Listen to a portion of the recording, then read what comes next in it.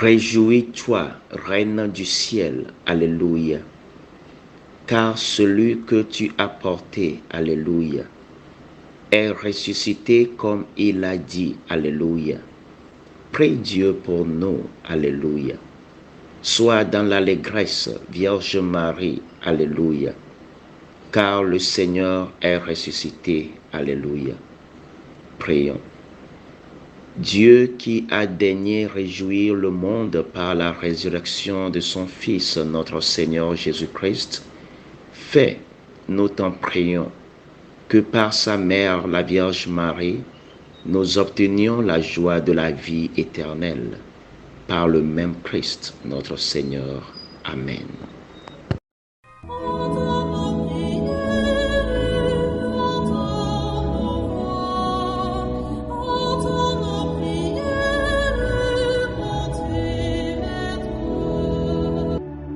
Seigneur, dans le silence de ce jour naissant, je viens te demander la paix, la sagesse, la force. Je veux regarder aujourd'hui le monde avec des yeux tout remplis d'amour, être patient, compréhensif, doux et sage, voir au-delà des apparences tes enfants, comme tu les vois toi-même, et ainsi ne voir que le bien en chacun. Ferme mes oreilles à toute calomnie. Garde ma langue de toute malveillance.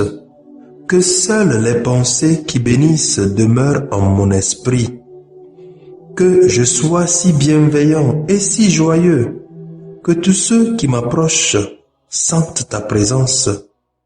Revêts-moi de ta beauté, Seigneur, pour qu'au long de ce jour, je te révèle. Amen.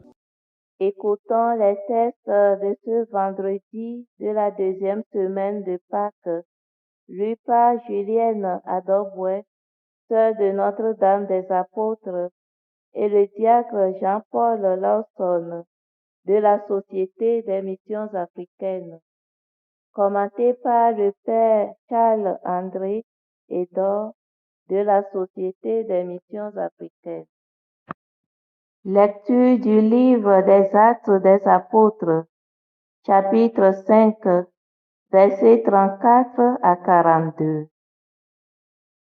En ces jours-là, comme les apôtres étaient en train de comparaître devant le Conseil suprême, intervint un pharisien nommé Gamaliel, docteur de la loi, qui était honoré par tout le peuple.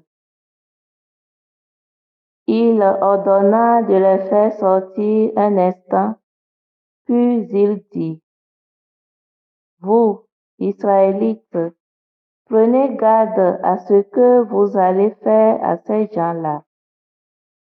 Il y a un certain temps, se leva Théodas, qui prétendait être quelqu'un, et à qui se rallièrent 400 hommes environ. Il a été supprimé, et tous ses partisans ont été mis en déroute et réduits à rien. Après lui, à l'époque du recensement, se leva Judas le Galiléen, qui a entraîné beaucoup de monde derrière lui.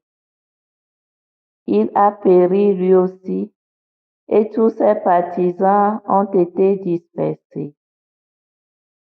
Eh bien, dans la circonstance présente, je vous le dis, ne vous occupez plus de ces gens-là, laissez-les. En effet, si leur résolution ou leur entreprise vient des hommes, elle tombera. Mais si elle vient de Dieu, vous ne pourrez pas les faire tomber. Ne risquez donc pas de vous trouver en guerre contre Dieu. Les membres du conseil se laissèrent convaincre. Ils rappelaient alors les apôtres et, après les avoir fait fouetter, il leur interdit de parler au nom de Jésus, puis ils les relâchèrent. Quant à eux, quittant le Conseil suprême, ils repartaient tout joyeux d'avoir été jugés dignes de subir des humiliations pour le nom de Jésus. Tous les jours, au temple et dans leur maison, sans cesse, ils enseignaient et annonçaient la bonne nouvelle. Le Christ, c'est Jésus. Parole du Seigneur. Nous rendons grâce à Dieu. Psaume 26. J'ai demandé une chose au Seigneur, habiter sa maison. Le Seigneur est ma lumière et mon salut. De qui aurais-je crainte? Le Seigneur est le rempart de ma vie. Devant qui tremblerais-je? J'ai demandé une chose au Seigneur, habiter sa maison. J'ai demandé une chose au Seigneur, la seule que je cherche, habiter la maison du Seigneur tous les jours de ma vie, pour admirer le Seigneur dans sa beauté et m'attacher à son temple. J'ai demandé une chose au Seigneur, habiter sa maison. J'en suis sûre, je verrai les bontés du Seigneur sur la terre des vivants. Espère le Seigneur, sois fort et prends courage. Espère le Seigneur. J'ai demandé une chose au Seigneur, habiter sa maison. Alléluia, Alléluia, Alléluia, Alléluia.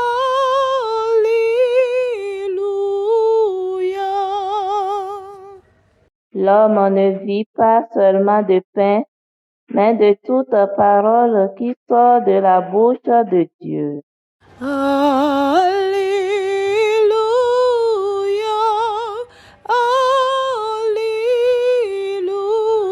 Alléluia, Alléluia, Alléluia.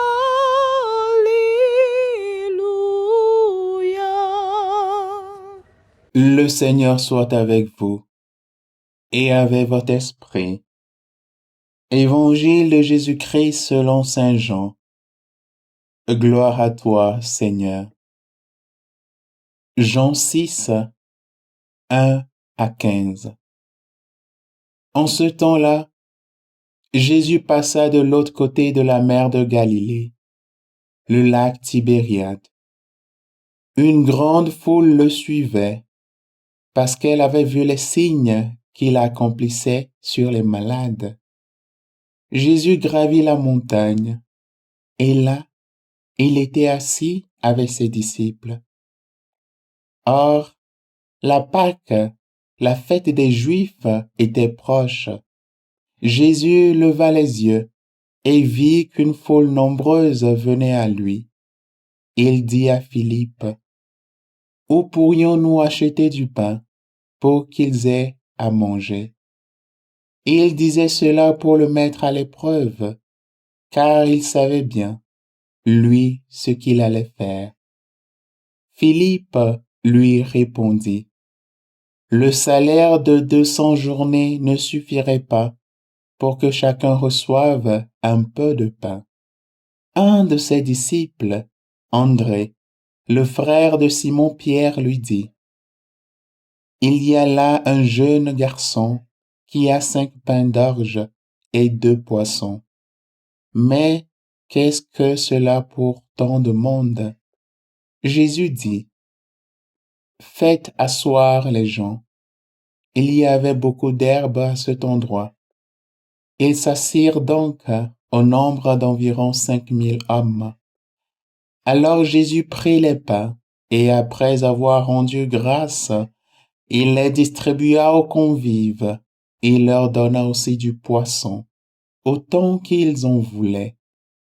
Quand ils eurent mangé à leur faim, il dit à ses disciples, rassemblez les morceaux en surplus, pour que rien ne se perde. Ils les rassemblèrent, et ils remplirent 12 paniers avec les morceaux des 5 pains d'orge restés en surplus pour ceux qui prenaient cette nourriture. À la vue du signe que Jésus avait accompli, les gens disaient, c'est vraiment lui le prophète annoncé, celui qui vient dans le monde. Mais Jésus savait qu'il allait venir l'enlever pour faire de lui leur roi. Alors de nouveau, il se retira dans la montagne, lui seul. Acclamons la parole de Dieu. Louange à toi, Seigneur Jésus. Il y a un siècle, 2 hommes étaient dans un train en France. L'homme plus âgé lisait l'histoire biblique de la multiplication des pains, l'évangile d'aujourd'hui. Remarquant cela, le jeune homme dit, « Pardonnez-moi, monsieur, mais croyez-vous vraiment ce que vous lisez? » « Oui, dit l'homme plus âgé. »« Tu ne le crois pas? » ?»« Non, dit le jeune homme.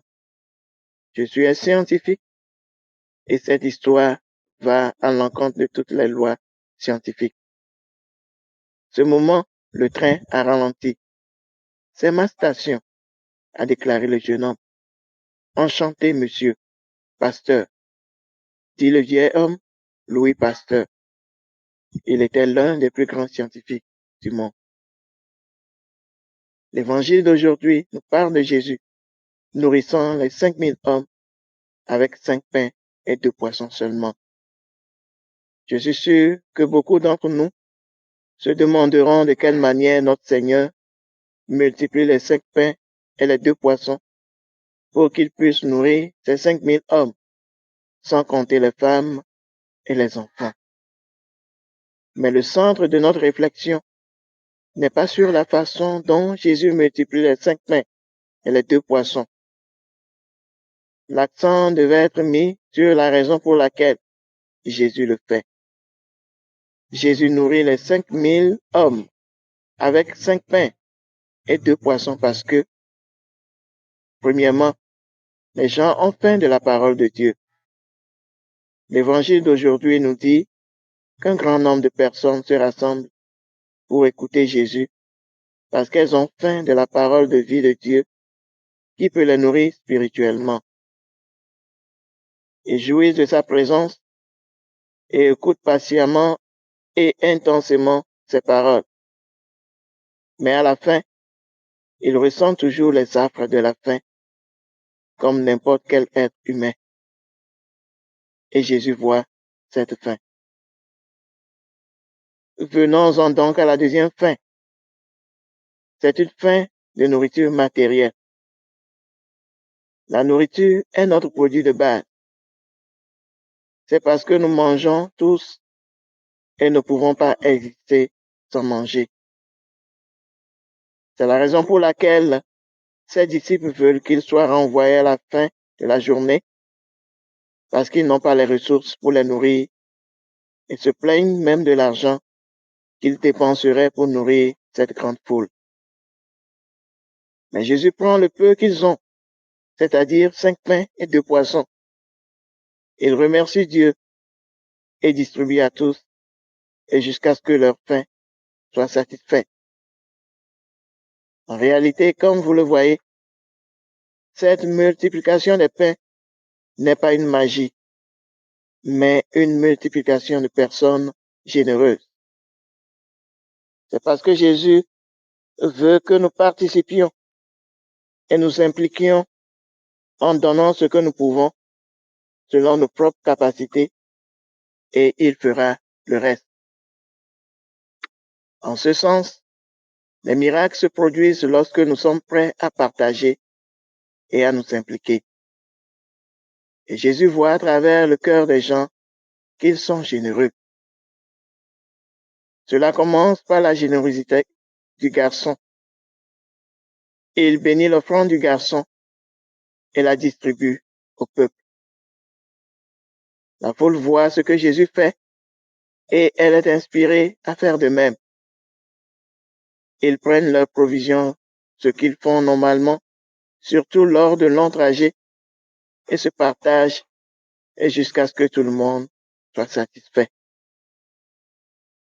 Mais ils ont raté le but du miracle de Jésus qui pointait vers une autre réalité qui satisferait non seulement leur faim physique, mais aussi leur faim de Dieu, en particulier la faim du pain de vie, c'est-à-dire du corps du Christ. Les livres du Deutéronome, chapitre 8, verset 3, et de la Sagesse, chapitre 16, nous expliquent que la vraie nourriture vient de toute parole qui sort de la bouche de Dieu. Mais aussi, ce qui est plus important, c'est que dans notre insuffisance, remettons notre vie entre les mains de Dieu.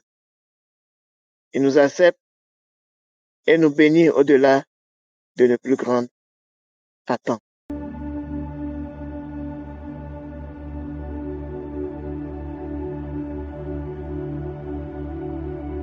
Que le Seigneur Tout-Puissant et Miséricordieux nous bénisse et nous garde, le Père, le Fils et le Saint-Esprit.